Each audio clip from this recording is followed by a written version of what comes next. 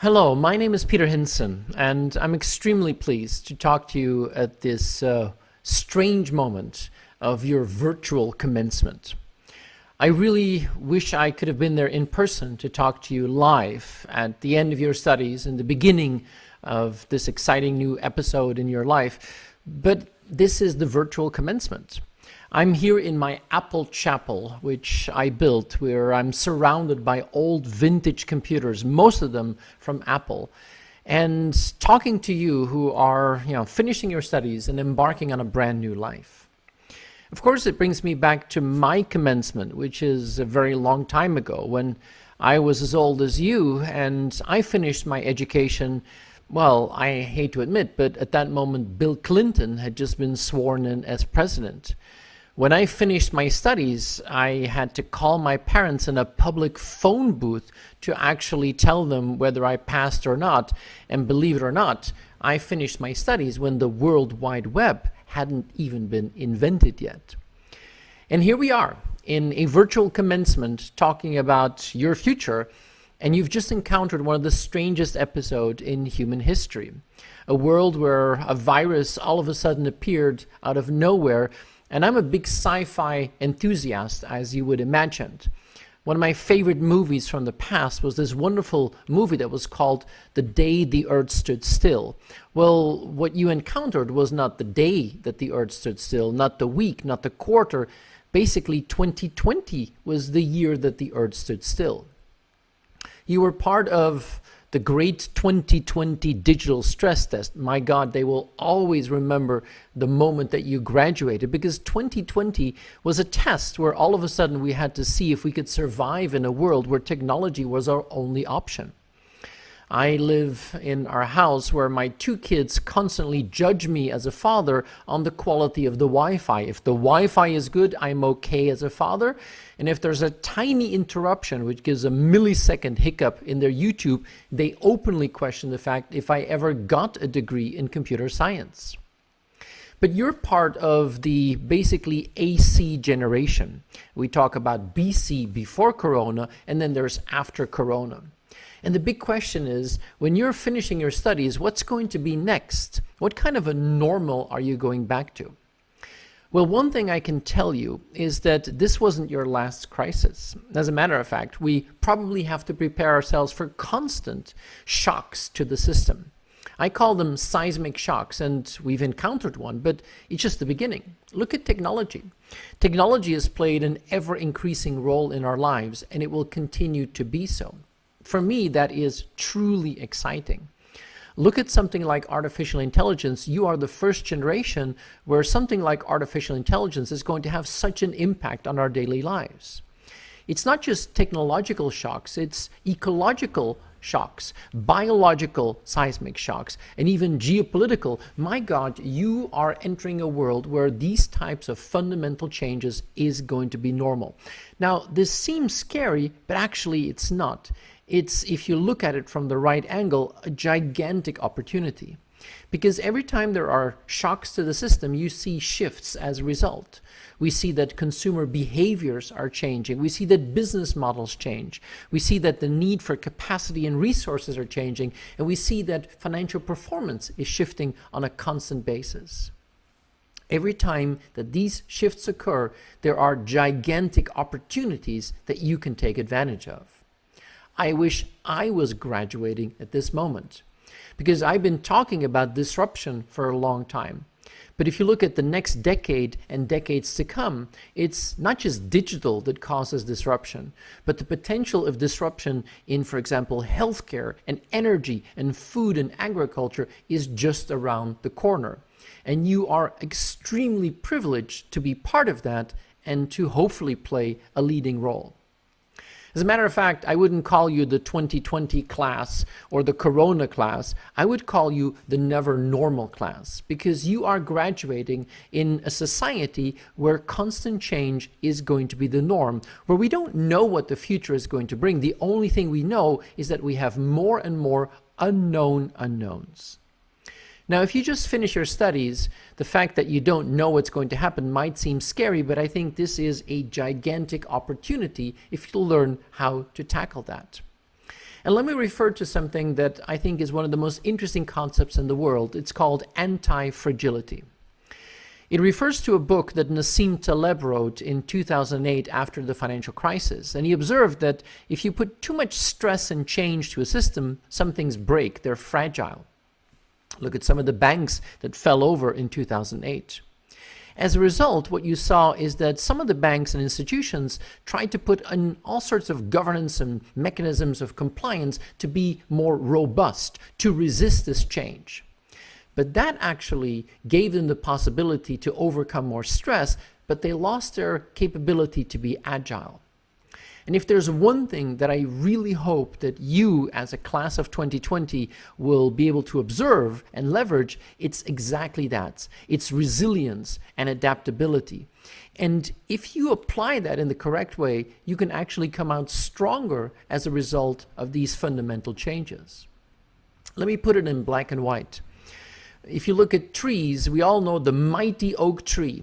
And the oak tree is a wonderful tree. It can go very, very tall. But it can resist a lot of stress, but if there's one wind that is just a little bit too much, it knocks over even the mighty oak tree. But I think there's an opportunity to do it differently. And that's why my favorite tree isn't the oak tree, but the willow tree. The willow tree is capable of bending and observing change and actually coming out stronger as a result. And this is the gigantic opportunity for the class of 2020. You are going to see that skills are changing almost on a constant basis. Now, it seems scary because you spend a good part of your life studying and finding and understanding new skills, but honestly, we're now entering a world where constant lifelong learning will be the norm. But it's not about skills. Maybe more important to be resilient and to be like a willow is the mindset that you need and the passion, the heart set that you need to follow. We now see a lot of people who get confused by all this technology and saying, oh my God, am I still going to be relevant in a world where data and algorithms are going to take over? I don't think so. In 2008, Chris Anderson wrote a very interesting article in Wired magazine. He was the chief editor at the time, and it was called The End of Theory. And he said, maybe in this world of data and algorithms, do we still need humans? He was completely wrong in my point of view. What we've seen is that, for example, Corona couldn't have been predicted by algorithms alone. It was the human creativity that we needed to really make sure that we got on top of this. The bad thing is that you're entering a world which is in constant flux, a world of constant change. And every time that we humans are confronted with something that is scary, there are three possible ways to tackle it. You either fight, you flee, or you freeze. You can run away from problems, but that's not a good solution. You can freeze and be completely incapable to move. That's even worse. But I think there's a gigantic opportunity to take these changes and see them as an opportunity to actually get better. And if there's one thing that I would like to share with you in the class of 2020, it's a little bit of a recipe to actually deal with that. I've labeled it vaccine. It's a vaccine for your commencement in the class of 2020. Vaccine is an incorrectly spelled word, but the V is for velocity. You are entering a world where speed is going to be more important than ever before. The world is going faster, and you need to make sure that you're capable of actually understanding the potential and moving fast yourself. I love this quote from Mario Andretti, who was a Formula One racer. If everything seems under control, you're just not going fast enough. I hope that you find the speed, but even more important is the A for agility. It's not just going fast, it's the capability to see and then to react. I like the analogy of the whitewater kayaker. If you enter a river with a kayak, it seems really scary, and you're going to be submerged from time to time. But if you learn how to read the river, you can actually use the power of the water to come out stronger. That is true agility. Velocity, agility, and then the C is for creativity. You've trained, you've studied, you've learned skills, but the true test that lies ahead is whether you can actually be creative. Not just focusing on A to B, but you're going to be faced with complex and even chaotic situations. Instead of solving puzzles, which was a lot of the education you had, you're going to have to learn how to solve mysteries. And this is going to require creativity, and you need to find those mechanisms that help you sharpen that. The I is for innovation. We're living in a world where innovation is no longer a luxury, but an absolute must. But the last two are interesting. The N is for networking. You are not digital natives. I hate the term. You are the first generation of what I call network natives. You have learned how to live and behave in the network. And the outside world is starting to turn into a gigantic network. Stanley McChrystal said it brilliantly. He said, it takes a network to fight a network. I hope that you find the opportunity to leverage the potential and to leverage the power of the network. But the most important might be the last one. V for velocity, A agility, C creativity, I innovation, N for networking, and then E is for experimentation. You are going to have to learn how to fail. The technical term is called psychological safety. If you go to Google now, it's all they talk about. Psychological safety. It's the mindset that you need to have to try things even if you might fail. This is probably not something that you were really educated in the last couple of years, but it's going to be crucial once you actually get out. If you want to learn how to be more innovative, you're going to have to find out how to lower the cost of failure. I love this quote from Nelson Mandela. I never fail. I either win or I learn. I hope that this vaccine can inspire you.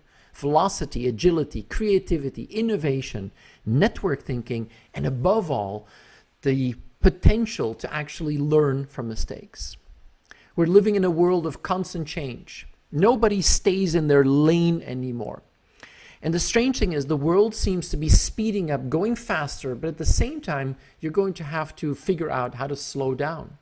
As a matter of fact, Corona was a very intense period where we saw all sorts of new techniques and technologies, and we had to do online learning.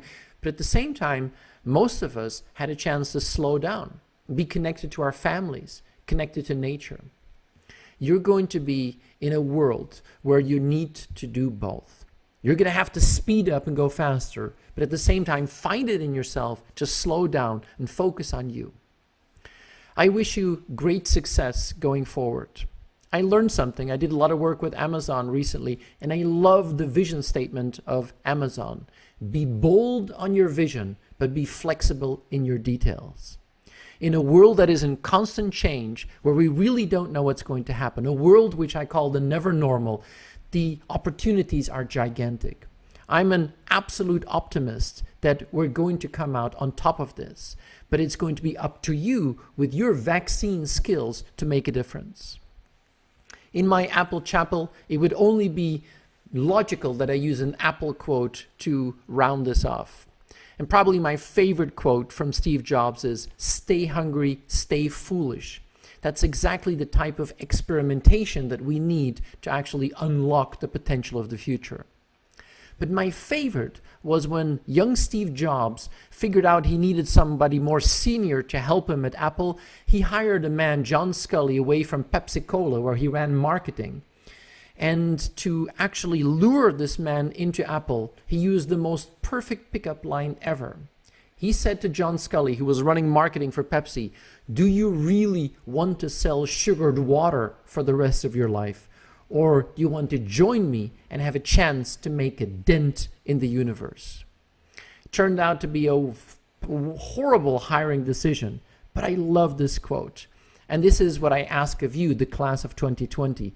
What will it take for you to try to make a dent in the universe? We're going to have to turn this all the way up to 11 to really leverage the potential.